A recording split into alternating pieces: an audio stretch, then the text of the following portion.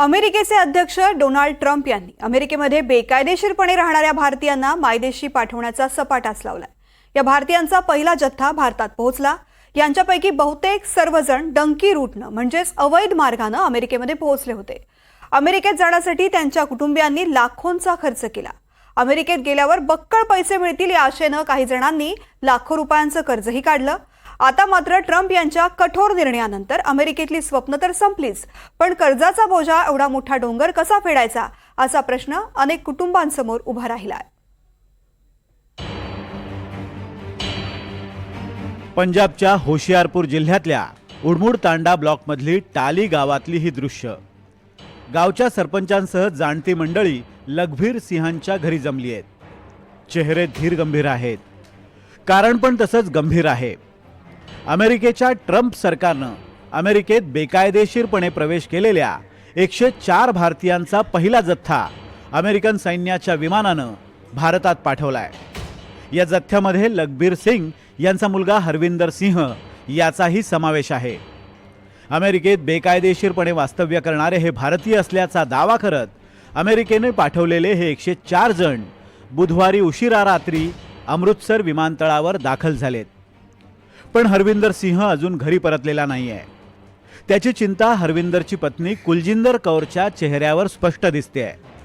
पण त्याही पेक्षा मोठी चिंता आहे ती हरविंदरला अमेरिकेत पाठवण्यासाठी काढलेलं 42 लाखांचं कर्ज आता फेडायचं कसं याची। गए तो बहुत माड़े हालात सीगे। साडी ते 1 नंबर 'ਚ ਗੱਲ ਹੋਈ ਸੀ ਏਜੰਟ ਦੇ ਨਾਲ, पर उन्होंने डोंकी लवाई ਉਹਨਾਂ ਦੇ ਸਾਡੇ घर वाले ਨੂੰ कि बहुत ही ज़्यादा माड़े हालात ਦੇ ਵਿੱਚ ਉਹਨਾਂ ਨੇ ਭੇਜਿਆ। फिर भी ਅਸੀਂ फिर भी चुप रहे ਅਸੀਂ कि चल कोई नहीं कि चल ਰੱਬ ਅੱਗੇ ਦੇ ਰਹੇ ਦੇਰ नहीं हैगा, चल पहुँचेगा अपने समय ਦੇ ਨਾਲ। पर फिर भी 15 तरीक ਨੂੰ ਜਦੋਂ क्रॉस किया सी बार्डर, असी उन्होंने अपील मैं करती नहीं एजेंट नूं फोन कि दसो तुसीं कुछ नहीं, अज तक किन्ने दिन हो गए फोन नहीं आया कहते कोई नहीं। फिर भी झूठे दलासे देंदे रहे, नहीं कोई नहीं आएगा, चौंकी 'ਚ होएगा जां कैंप 'ਚ होएगा, कित्थे भी होएगा। पर अज सानूं खबर मिली कि कितने पैसे लग गए? 42 लाख रुपये ला दिता मैं पूरा एजेंट नूं, सारे ब्याज ते पैसे ने।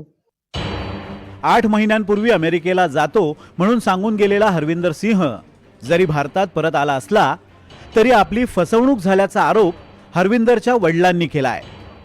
तसंच पैसे घेऊन मुलाला अमेरिकेला पाठवणाऱ्या एजंटवर कारवाई करण्याची मागणी त्यांनी केली आहे। इस चीज़ दे बहुत ही दुखी हृदय नाल कहंदे हैं कि जो भी ट्रंप सरकार ने किया बहुत माड़ा किया है, क्योंकि जो भी आदमी इत्थों जांदा, बच्चा जांदा अपने घर के भविख वास्ते जांदा है तो वो जाके फिर उत्थे जो कार्रवाई हुई है बहुत माड़ी हुई है, जो कि उन्होंने वापस भेज दिता गया इंडिया। साडा जे भरा ही है छोटा है हरविंदर सिंह, मेरे घर के नाल है, बिल्कुल घर इन्हां दा नज़दीक है।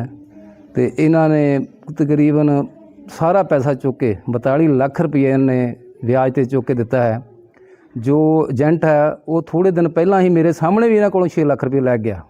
की मंग करदे तुसीं? असीं मंग करते हैं, पहली तो असीं मंग करते हैं कि जो एजेंट है उस ते कड़ी ते कड़ी कार्रवाई होनी चाहिए है। उसने इन्हों धोखे विच रखिया, क्योंकि ये दिहाड़ी दप्पे वाला जमींदार परिवार है, अपना गुजारा करता है।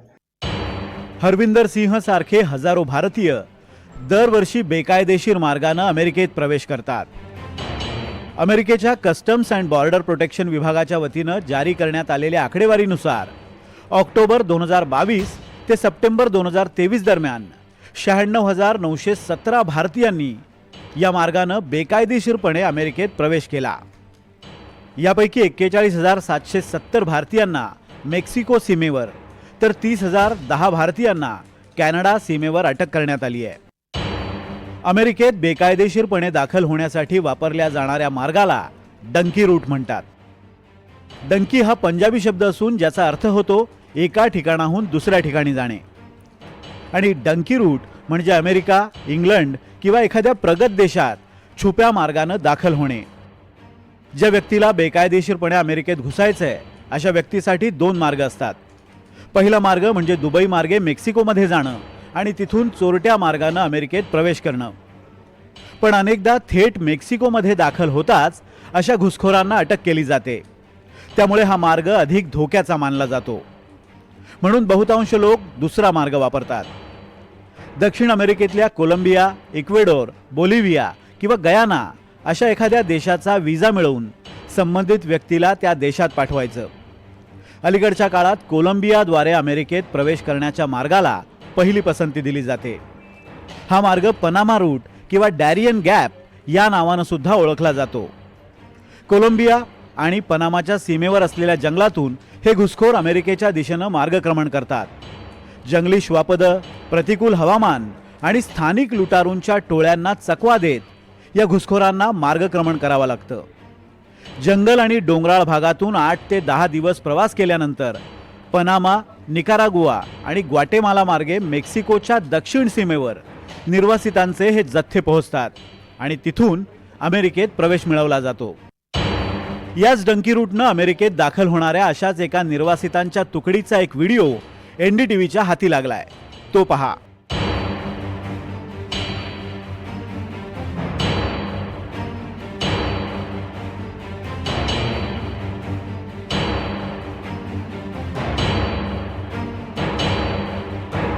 अमेरिकेच्या स्वातंत्र्याच्या जाहीरनाम्यात बेंजामिन फ्रँकलिननं अमेरिकेच्या नागरिकांना एक स्वप्न दिलं. कठोर परिश्रम करण्यास तयार असलेल्यांना समान संधी, अशी या अमेरिकेच्या स्वप्नाची व्याख्या. या स्वप्नाचं अमेरिकेच्या नागरिकांना तर आकर्षण आहेच, पण जगभरातले अनेक जण याच अमेरिकन ड्रीमला भुलून अमेरिकेत दाखल होण्याचं स्वप्न पाहतात आणि सर्व वैध मार्ग बंद झाल्यानंतर अवैधपणे अमेरिकेत जाण्याचा दुसरा मार्ग निवडतात. पण हा मार्ग निवडण्यापूर्वी स्वप्न साकार करण्याऐवजी स्वप्न उद्ध्वस्त होण्याकडे जातो याचं भान बाळगलेलं बरं.